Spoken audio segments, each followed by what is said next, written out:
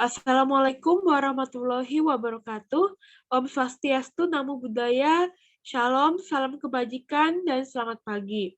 Pertama-tama saya ucapkan terima kasih sebanyak-banyaknya kepada Mas Tubagus selaku dosen agama di kelas Ilkom C yang telah memberikan kelompok kami, yaitu kelompok 4, sebuah kesempatan dalam mempresentasikan hasil kami mengenai keberagaman agama yang berada di Jepang. Selanjutnya, izinkan kami memperkenalkan diri kami sendiri. Saya Adia Paramita Putri Pratama, biasa dipanggil Adia. Nama saya Hana Nurjana. Nama saya Kezia Natali. Semoga presentasi kami dapat membantu kalian lebih memahami keberagaman agama di Jepang dan toleransi penduduk Jepang.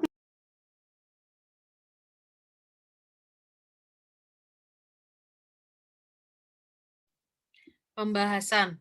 Jepang adalah salah satu negara di bagian Asia yang menganut agama Shinto, di mana dari 290 jutanya, ada 107 jutanya yang menganut agama Shinto. Selain Shinto, orang Jepang juga menganut agama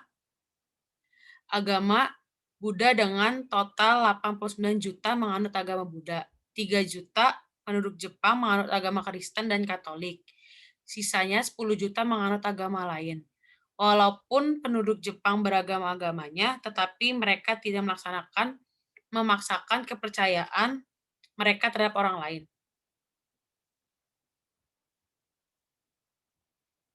Macam-macam agama di Jepang. Kementerian Pendidikan Jepang sejumlah 107 orang Jepang. Agama Shinto 89 juta orang, agama Buddha 3 juta orang, agama Kristen dan Katolik, serta menganut agama lainnya sekitar 10 juta dari total seluruh menganut agama 290 juta orang.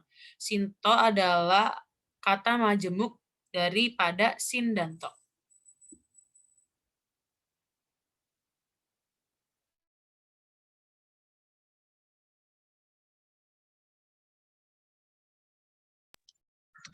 Nah, selanjutnya ada perkenalan agama Shinto.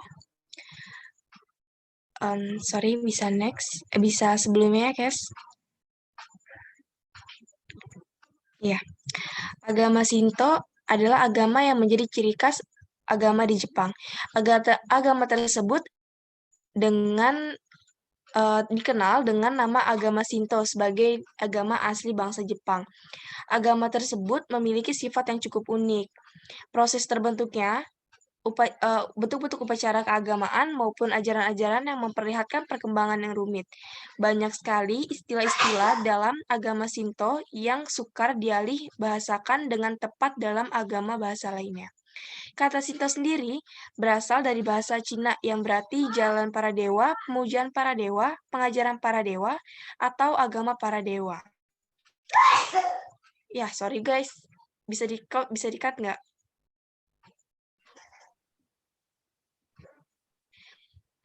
Agama Shinto, agama yang menjadi ciri khas agama di Jepang.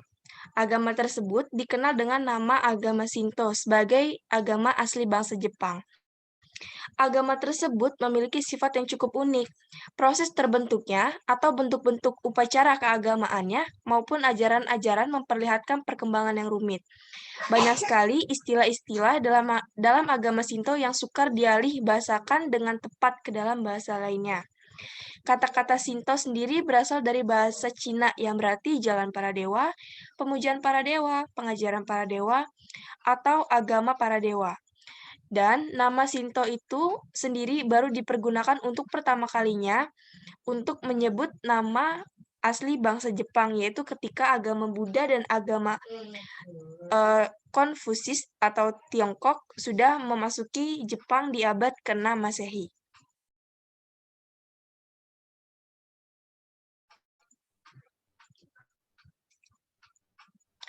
Mengenal agama Shinto.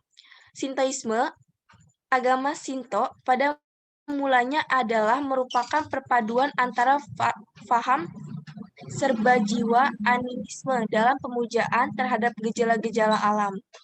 Shintoisme dipandang oleh bangsa Jepang sebagai suatu agama tradisional atau warisan nenek moyang yang telah berabad-abad hidup di Jepang. Bahkan, pemahaman ini timbul dari mitos-mitos yang berhubungan dengan terjadinya negara Jepang. Latar belakang atau historis timbulnya Shintoisme adalah sama dengan latar belakang historis tentang asal-usul timbulnya negara dan bangsa Jepang. Karena yang menyebabkan timbulnya paham ini adalah mitologi yang dilandasi kepercayaan animisme. Oke. Lalu kita membahas tentang perkembangan agama Shinto ya. Nah, pada abad keempat Masehi sendiri, Konfusius ini sudah memasuki Jepang, di mana agama ini sudah yang telah bercorak ya dengan hal-hal duniawi yang membuat agama ini tuh bisa bercampur dengan agama Shinto ataupun dengan nilai-nilai tradisional dari orang Jepang itu sendiri. Lalu Pangeran Shotoku mengeluarkan sebuah Undang-Undang 17 pasal yang isinya tuh penuh dengan konsep Konfusius. Nah, dengan adanya pembaharuan ini justru memberikan pengaruh Konfusius itu terhadap orang Jepang yang semakin luas, mulai dari bahasa, tingkah laku, hingga ke kesadaran moral. Lalu pada tahun 1868, yaitu ketika pada masa restorasi Meiji, ada sebuah gerakan yang memurnikan agama Shinto berupa Shinbutsu Bunri, yaitu memisahkan agama Shinto dari agama Buddha dengan poin-poin sebagai berikut. Yang pertama, dewa-dewa agama Shinto tidak boleh lagi disamakan dengan bosatsu atau bodhisattva. Kedua, kitab-kitab suci tidak lagi boleh dibacakan oleh orang Buddha di depan dewa agama Shinto. Tidak lagi diperbolehkannya adanya peribadahan agama Shinto. Terakhir, pemerintah Meiji yang sedang berusaha keras dalam mendirikan negara yang berdasarkan agama asli Jepang, yaitu agama Shinto sendiri.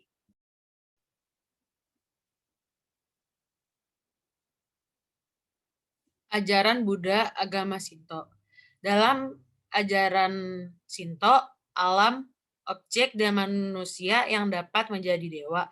Di Jepang terdapat sebuah filsafat yang disebut 8 juta dewa, di mana dipercayai bahwa dewa bersemayam di berbagai hal yang ada di dunia, termasuk dewa yang muncul dalam mitologi, manusia, hewan, bahkan batu. 8 juta digunakan untuk mengartikan bahwa terdapat begitu banyak jumlah dewa yang tak terhitung banyaknya. Karya para biksu. Seorang biksu disebut kanushi atau shinsoku. Adalah orang yang mengabdi kepada para dewa di kuil Shinto Jepang. Di beberapa kasus orang yang mengabdi sebagai biksu di kuil memiliki kualifikasi dari asosiasi kuil Shinto. Tugasnya adalah berdoa kepada dewa untuk hal-hal seperti membersihkan pengaruh jahat dan penyakit, dan melakukan berbagai ritual di event dan festival tahunan. Selain itu, tugas lainnya adalah termasuk pekerjaan administrasi kantor terkait kuil, pemeliharaan, dan pembersihan di dalam kuil. Ya, di sini ada yang kedua, jenis dewa apa yang diabadikan di kuil Shinto. Terdapat berbagai dewa di banyak kuil di seluruh Jepang. Misalnya, Ise Jingu dipersembahkan kepada berbagai dewa, termasuk Terasu Okami, dewa matahari dan dewa Jepang yang paling berharga.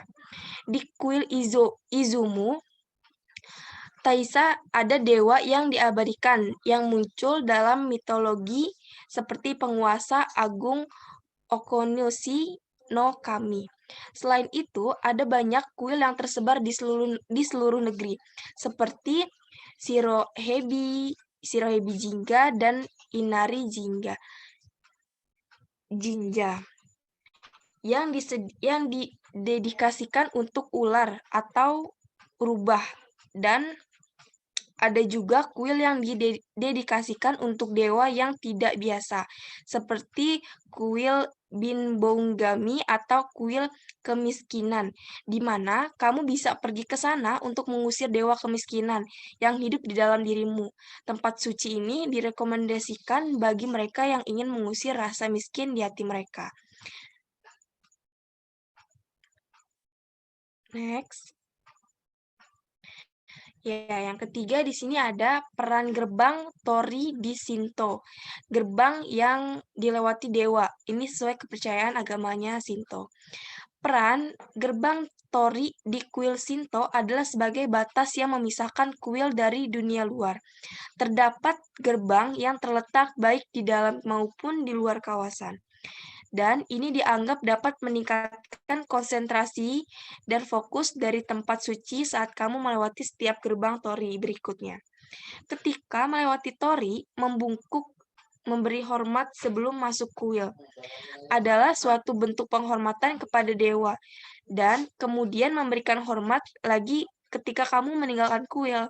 Dan karena jalan di tengah adalah jalan para dewa, maka berjalanlah di sisi kanan atau di sisi kiri. Lalu kita akan membahas tentang sistem kepercayaan agama Shinto. Nah, agama Shinto sendiri ini mengajarkan sebuah kepercayaan terhadap berbagai macam dewa yang biasa disebut dengan kami. Nah, pemujaan terhadap kami ini dilakukan dengan berbagai macam bentuk upacara dan perayaan keagamaan yang dimana semuanya ini tuh berhubungan dengan tradisi masyarakat Jepang. Seperti yang sudah disebutkan tadi, kami itu bisa dibedakan jadi bukan dua, tapi beberapa macam. Mau dari segala bentuk kewujudan yang memiliki keistimewaan hingga sifat-sifat yang menimbulkan rasa takut dan segan. Kami sendiri juga diyakini ada yang baik dan ada yang jahat. Nah, objek pemujaannya sendiri itu sesuatu yang dianggap sakral atau suci yang bisa dijumpai manusia di alam sekitar. Lalu, Pantheon Buddhis Jepang. Nah, Pantheon Buddhis Jepang ini ditujukan untuk lebih ke keberagaman Buddha, Bodhisattva, dan dewa-dewi yang lebih rendah tingkatannya dan tokoh agama utama dalam Buddhisme atau Buddha. Dan kalau kita bahas Mahayana, Pantheon Buddhis ini ada hingga tingkatan tertentu. Tapi mereka lebih ke nonjol kepada karakterisasi Buddhisme esoterik seperti Vajrayana yang termasuk agama Buddha Tibet dan khususnya lebih ke Buddha Shingon, di mana itu lebih mengkhususkannya kepada sebuah tingkatan yang lebih tinggi. Pantheon Buddhis Jepang kuno sendiri sudah ada lebih dari 3.000 Buddha atau dewa. Walau sekarang ini kita bisa kata bahwa beberapa kuil telah memusatkan pada satu Buddha dan beberapa Bodhisattva.